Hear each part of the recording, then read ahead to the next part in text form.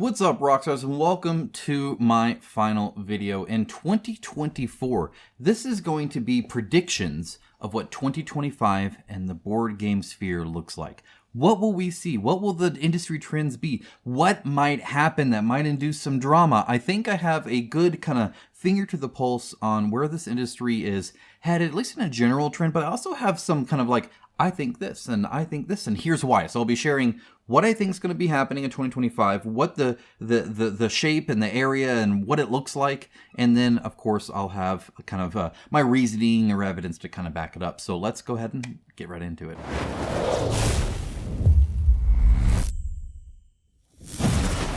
Starting things out with a real quick shout out to my sponsor of today's video, Into the AM. They make great shirts just like this. Absolutely love these more vintage style ones, but they have a huge end of year sale going on right now, 70% off, and I have a code you can use down in the link in the description below to save an additional 10% on top of the sales. It's not a one or the other. This is extra savings for my viewers from Into the AM. Thank you so much, Into the AM. They have, again, a 75% off sale going on right now, even their best sellers, and I think that's awesome. The fact that their best sellers, the ones that they sell a lot of that are fantastic, right? You can get a Sierra shirt jacket for $40. That's awesome. Again, I'm going to put you 10% lower than what you see here, which is just, it's great. The fact that you have shirts that are $20 or even below, the graphic tees, just awesome. There's a lot of really cool stuff here. They have like, you know, hoodie tees for $20. It's just a really good sale to round things off in 2024. High quality product. You'll love it. It fits nice. It feels nice. It is nice. And a good price as well. What's not to like? Pretty awesome. So again, link down in the description below. Thank you, Into the AM. And let's get started with my list. So this is not a top 10. This is not in any particular order, except this is kind of how my mind, when I sat down to really think about this and write down some notes and look up some evidence and really try and find out, okay, what is 2025 going to be for us? When it comes to the crowdfunded board game space, there has been a lot of ups and downs, and even outside of the crowdfunding space, there's been a lot of movement, right? Some of it good, some of it bad, and so it's kind of interesting. A lot of it is just based off of where a lot of these companies are as well, and how they're doing economically and all sorts of stuff. So without further ado, here's kind of my thoughts. And that's going to start out with what I think for crowdfunded board games. I think we're going to see a resurgence of indie games. Now, this was something that fell out of the wayside early on, just a couple years back, because they couldn't get the IPs, and they couldn't offer as good a deal, and they sometimes didn't deliver or delivered really late, right? And so the combination of the uncertainty, of the non-IP draw, and of the fact that, I don't know, they didn't look as fit and polished as it used to be. So it started out that way, right? You got some janky campaign pages that would make millions. Nowadays, that wasn't the case. In 2024 particularly, if you did not have a professional looking crowdfunded board game page with prototypes and previews and all that kind of stuff, it just didn't get funded. It was considered too much of a risk. I think in 2025, it's going to shift back there, and that's for a couple reasons. One of the reasons is because a lot of the things I just mentioned have kind of gone on the wayside. You don't go to crowdfunded board games to get a good deal anymore anyway. So the big companies aren't offering you a good deal. The IP is still the case where they don't really have the IP, but that's only one of the draws, and I might mention that in a bit. But I think that right now people are looking for interesting games and not just, you know, oh, this, you know, a huge, you know, very high production value, a big company kind of presence. Part of it is also in YouTube recently. You may have seen people, and this is kind of now, the fads died down a little bit, but this happened in 2024. There was a big resurgence of people holding a microphone. You may have seen this. It always looked stupid, right? They purposely made it look stupid half the time. They adjusted their so camera angles used to just be whatever was there. It was very hokey, very, hey, I'm just a guy filming, right? I would do this all the time too, right?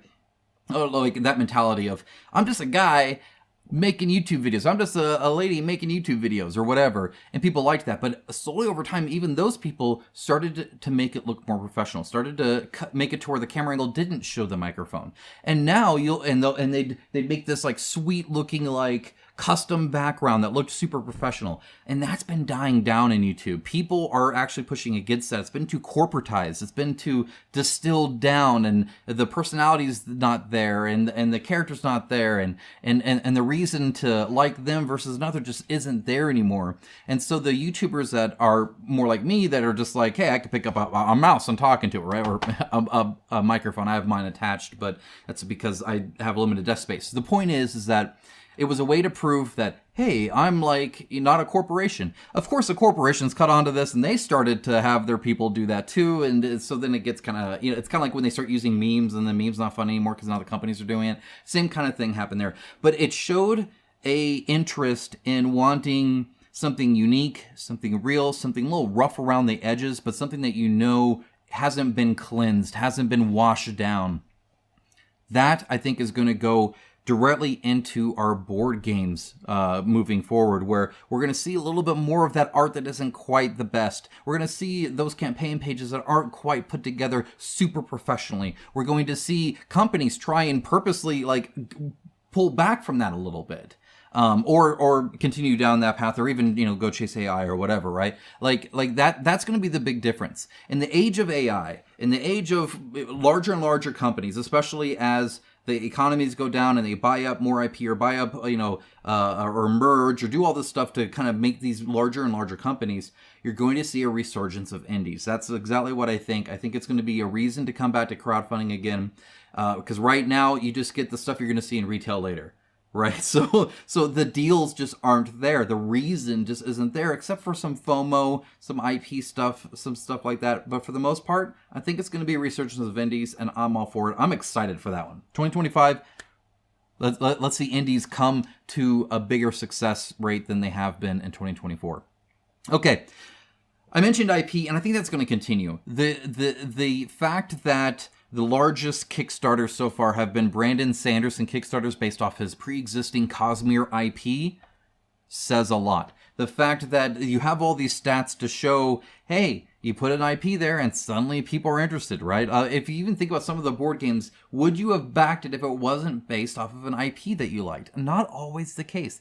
IP does so well. It sells so well that we see companies like Come On purposely upping the price on anything that has an IP attached to it, because people will pay more for it. Or even doing stuff like combining, and I'm not saying this is like, I love Godzilla, so don't get me wrong, like, this is a cool, anytime you can use Godzilla, it's cool. But pushing Godzilla into a Cthulhu Death May Die isn't I don't want to say it's slam dunk is the wrong word. It's not the most obvious thing to do, right? Like you have all this like Cthulhu stuff, and it's like, you know what?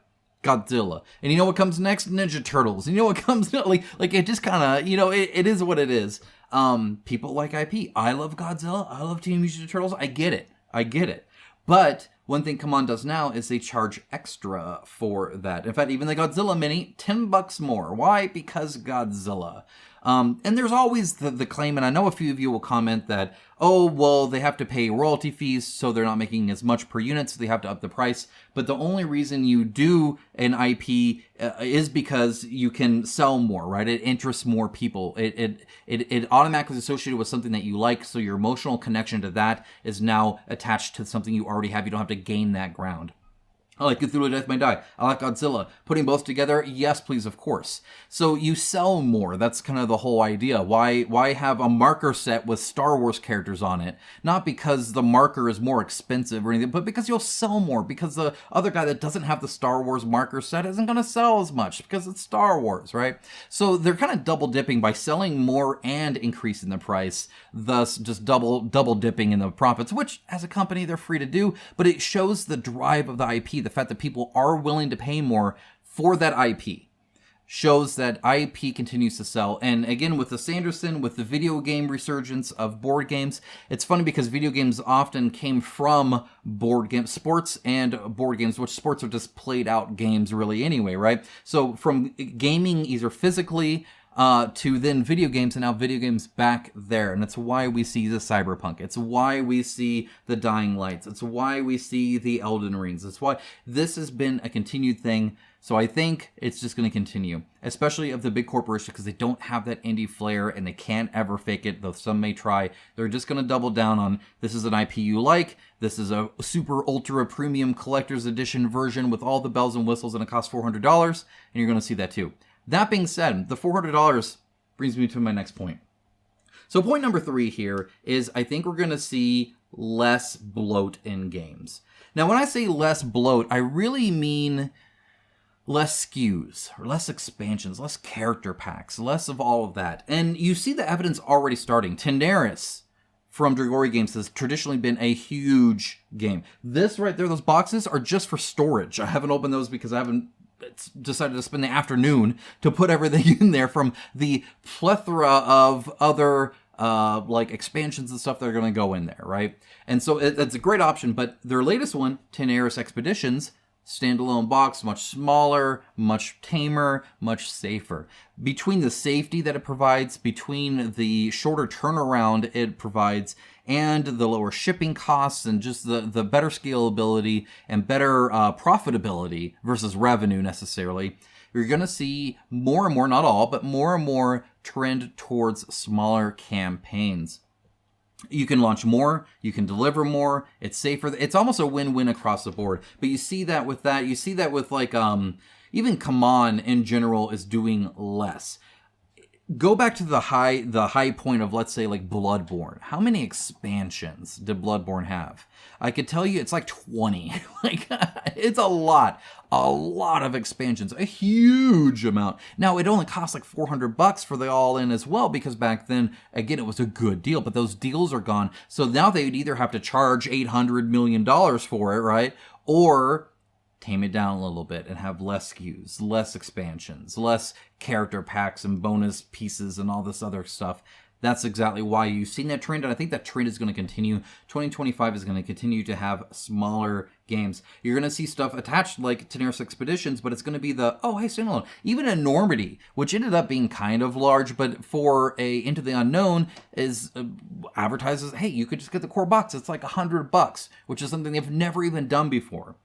You're starting to see that more and more with these companies, and I think it's going to continue.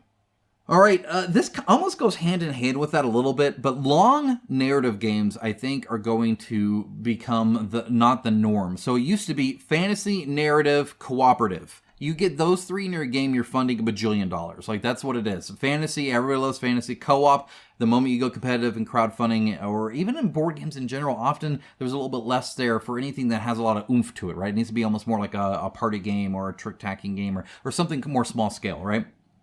But then there's also the giant narrative games that people like, that I like, that just, especially on crowdfunding, you saw this a lot, aren't really sustainable anymore. They're constantly delayed. If you think about the Dawn of Madness, if you think about the Storm Sunder, if you think about, you know, the Madara, or even Aeon Trespass Odyssey, right? Like, all of these, like, humongous narrative games take a long time to develop and get through, and make sure it matches the mechanics and all that kind of stuff, and scale well and all that.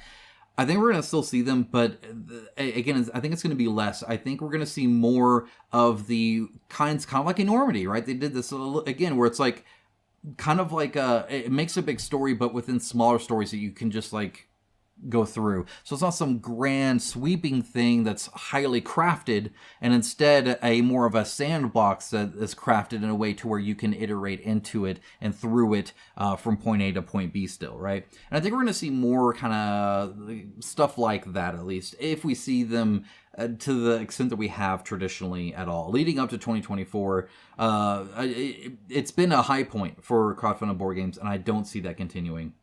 It's just, it takes a lot. I just got Nanolith delivered from an indie dev. It's fantastic, of course. I'm really excited to dig into it. But it has a lot of like narrative portion to it, and it took a long time to make.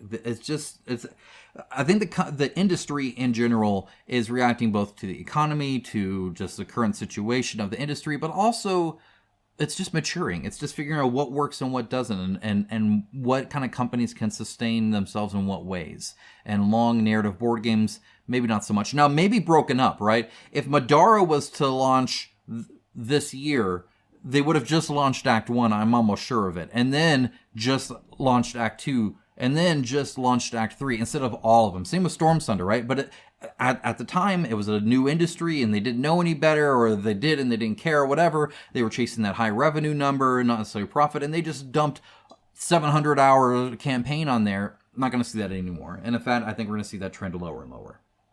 Now, another thing I think we're going to see is some more closures. I don't think of like companies, like the companies shutting down. I don't think we're going to see as many canceled campaigns. I think what's going to happen is the ones that we're going to bow out either already have, or they're pulling the Lazy Square games and just going like go silent, or you know, doing the garbage updates that they do. Either way, like those are kind of like known quantities. But more and more often now, a company like, and I'm not saying Woodpecker Games is doing this in Analyth, but like an example is, it's been a while, we're going to finally deliver it, and you know what? We're done. Right? Like, that's it. We're good. We delivered what we did finally. We lost money on it. The business is over. We're just not going to continue. And I think we're going to see more company closures, but not necessarily where the campaign's just like, nope, we're not going to deliver. I think for the most part, except for a few stragglers that are continuing, that's already been done and gone. I think for the most part, moving forward, we're going to get what we back, but then they may just close it, right? And part of that is based off the, you know, less Bloat. Part of that is based off the less narrative and all that other kind of stuff, right? All right, now I got two more. The first one is actually based off of, I guess, almost the meta of the industry. But I think you're going to see fewer small-time YouTubers covering board games as well. We've gotten to the point now where a lot of the ones that remained fairly small, I'm saying 10K and under, have kind of called it quits. Or they're going to continue because it's just a hobby passion project of theirs. They're not really trying to grow the channel or have it become their full-time job or whatever, right? So we've seen a lot of that just over the time. The industry itself is shrinking. After the COVID high, it just, everything's kind of going down lower. And again, the professionalism of it and the fact that board games need a whole lot of space means often you're doing this full time as a job, as opposed to something you just do on the side as a hobby. It's much harder and harder and harder to balance that. And the channels that did grow and do really well are now big enough to where that's just what they do, and it's full time, and you can't really compete with that.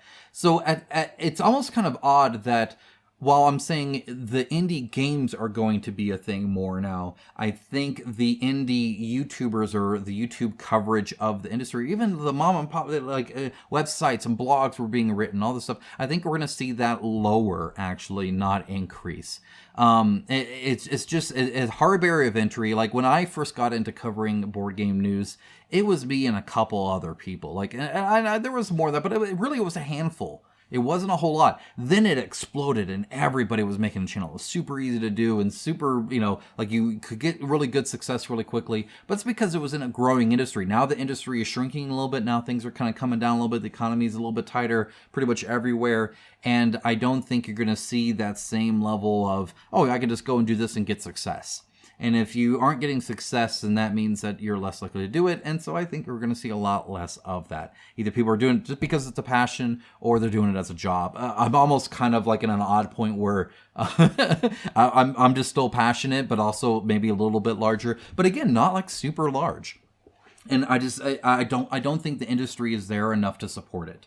Now, obviously, that means a huge shout out to my patrons and YouTube members, because when the views dry up, when it's more indies that less people are interested in, when there's less people crowdfunding board games, it really is on the community to support what they like, both indie game developers and small-time YouTubers. If you watch a YouTuber and appreciate the effort that they do with it, not just my channel, consider supporting them in any way you can, whether it's a comment, a like, the subscribe, a share, Patreon, whatever it is that they do, whatever you can help them out with.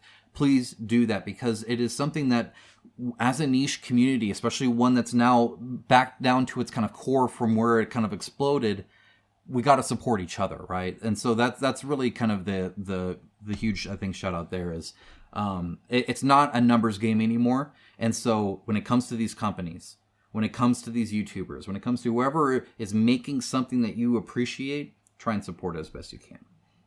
But yeah, I don't think it's going to be a whole lot of small ones anymore. It's just it's a much more crowded space. There's a lot more big players out there that are covering a lot more, and they're getting exclusives, or they're getting it earlier. They're able to do it because while you were at work at your normal job, they were busy actually filming the video that you're going to have to play later, right? And so they can just move faster, and there's nothing really you can do about that. It's just, it's a different playing field now, right? Finally, in 2025, I think we will see the final dissolution, the complete dissolvation.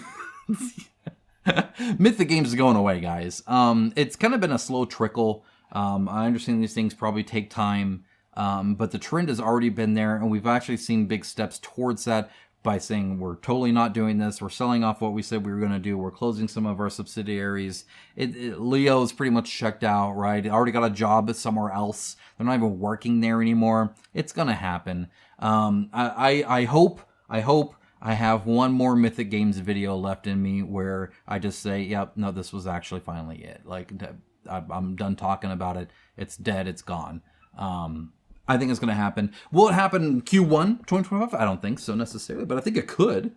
Honestly, I don't pretend to claim to understand why it hasn't happened yet. When they're not really claiming to like do anything, I think the issue might be, and again, this is pure speculation. I am not in the intricacies of their business, and almost thank God I am, because it'd be the wrong business to learn from, right? But I know they did a lot of IP stuff with like Rise of the Necromancer, stuff like that, and so I'm wondering, Monster Apocalypse, all that kind of stuff, I'm wondering if there's some contractual things they're having to work out first, right? Either let it go out, or maybe there's a fine they have to pay if they don't make it, or, you know, who knows what. I don't know.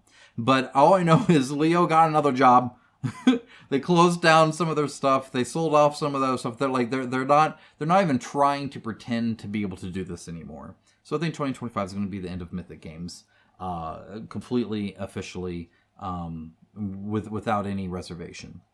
But these are all just my thoughts. I'd love to know your thoughts as well on 2025. Is this something you're still into? Board gaming? Is this watching coverage of the board games or the board game industry something that interests you anymore? Do you paint the miniatures? Do you still have game night with your friends? Or has it kind of died off over the years? It's hard to keep a game group for years on end. I've moved now, and I'm having to find new people to play board games with because I moved. This happens, right? And so my kids, they grow up, they move out, they do all their stuff. And so what interested them, you know, when they were this age is different when it's this age. And, you know, our lives are constantly changing. And so I'm interested, how attached are you still to this? Is this still something that, you know, is this a lifelong thing that's what I'm going to be doing?